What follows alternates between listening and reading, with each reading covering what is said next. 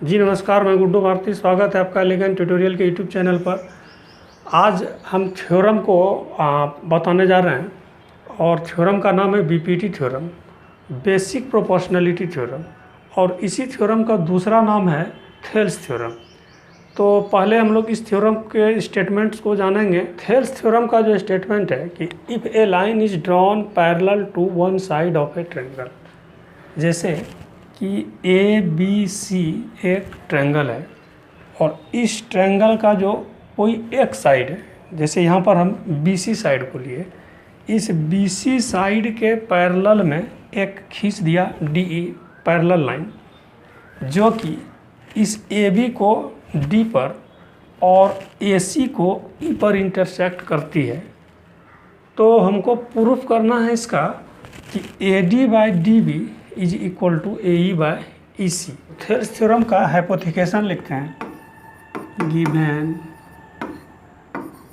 A B C is a triangle in which क्या है, D E parallel B C, in which D E parallel B C, T E intersects AB at D and AC at E. To prove, क्या prove करना था? AD by DB, मतलब कि इसका और इसका रेशियो और इस दोनों का रेशियो इक्वल होगा। A D by D B is equal to A E by E C. अब इसके बाद आता है कंस्ट्रक्शन, कि बिना कंस्ट्रक्शन का हम इस थेल्स थ्योरम को प्रूव नहीं कर सकते। तो कंस्ट्रक्शन क्या करना होगा इसमें? तो कंस्ट्रक्शन करना होगा join D to E, sorry join B to E. तो लिखेंगे ज्वाइन बी टू ई, ये बी से ई को ज्वाइन कर दिया। फिर क्या किए, C to D, C to D, फिर परपेंडिकुलर यहाँ पर डाल रहे हैं, फिर ये E F perpendicular A D, E F perpendicular A B, and फिर क्या, D G perpendicular A C, D G perpendicular A C. ये इतना कंस्ट्रक्शन करना पड़ा। अब प्रूफ,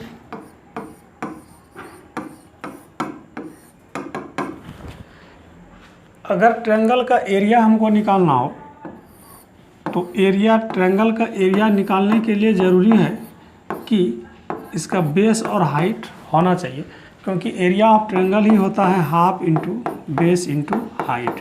कुछ इसी फार्मूला का यूज करेंगे और ये थेल्स थ्योरम प्रूफ हो जाएगा। तो देखते हैं इसको। अब यहाँ पर चूंकि हमको जो प्रूफ करना है वो प्रूफ करना है A D by D B is equal to A E by E C. हमको यही प्रूफ करना है। तो हमको यहाँ पर देखना होगा कि ए डी कहाँ पर है। ए डी, तो ए डी यहाँ है, ए और डी। इस ए डी से कौन सा ट्रायंगल फॉर्म हो रहा है? तो इस ए डी से ये ट्रायंगल फॉर्म हो रहा है ए डी ई। तो क्यों ना हम इसका एरिया फाइंड करें। तो एरिया ऑफ ट्रायंगल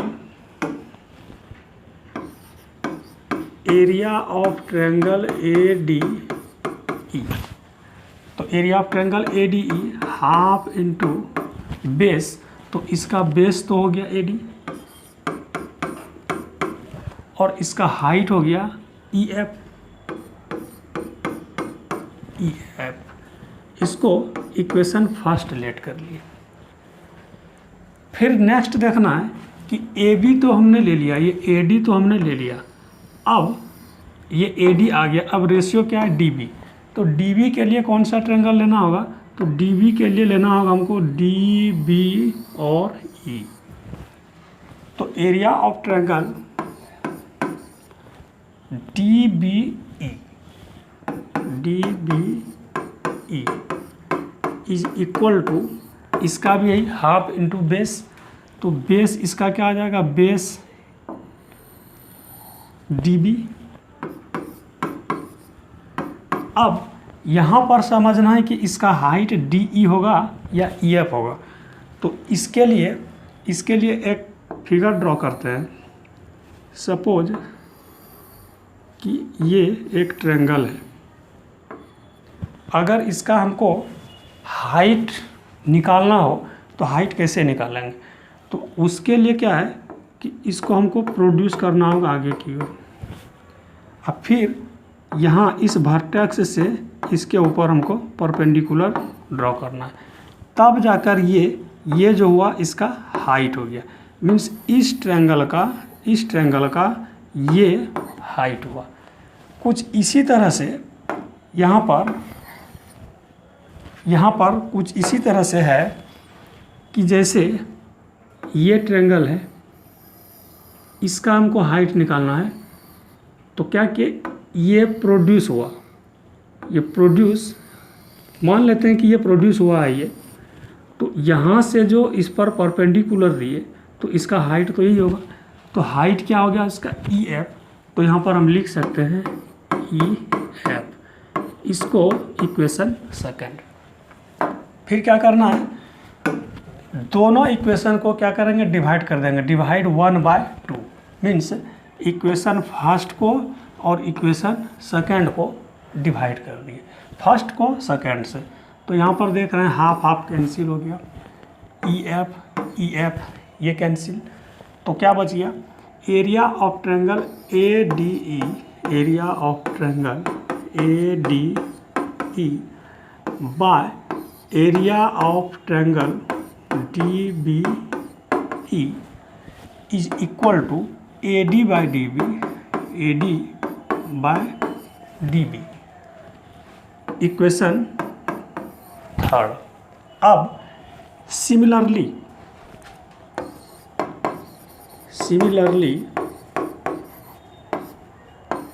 क्या सिमिलरली कि जैसे इस ट्रायंगल को लिए हम ए डी ई और डी बी ई को, तो रेशियो आया हमारा A D by D B.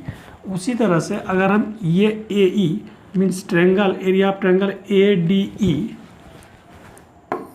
Area of triangle A D E, और फिर ये वाला ट्रायंगल लें D C E, area of triangle D C E, तो इसका रेशियो क्या होगा, तो इसका रेशियो हो जाएगा A E by E C, A E by E C. A D E इस ट्रायंगल को लिए तो इसका half into base A E और इंटू हाइट डी जी, मतलब सिमिलरली सेम इसी के जैसा ए ई बाय ई सी हुआ। ये इक्वेशन हो गया 4। एक थ्योरम पढ़े हैं कि triangles on the same base between same parallels are equal in area. Means कि यहाँ पर ये जो ट्रायंगल फॉर्म हो रहा है, ये और ये, चूँकि इसका बेस डी ई है और ये पैरेलल लाइन है, तो दोनों का जो एरिया होगा वो दोनों का एरिया इक्वल होगा। किसका किसका एरिया इक्वल होगा, तो area of triangle D B E is equal to area of triangle C D E, area of triangle C D E. इसको हम इक्वेशन 5 लेट कर लेते हैं। अगर हम इसको देखें ध्यान से, तो ध्यान से देखने से तो क्या पता चलता है कि ए डी ई और यहाँ पर ए डी ई ये दोनों इक्वल है। लेकिन ये जो BDE है, सॉरी DBE और DCE ये इक्वल नहीं है। अब यहाँ पे देखते हैं कि DBE को हम CDE लिख सकते हैं, इस DBE को CDE लिख सकते हैं।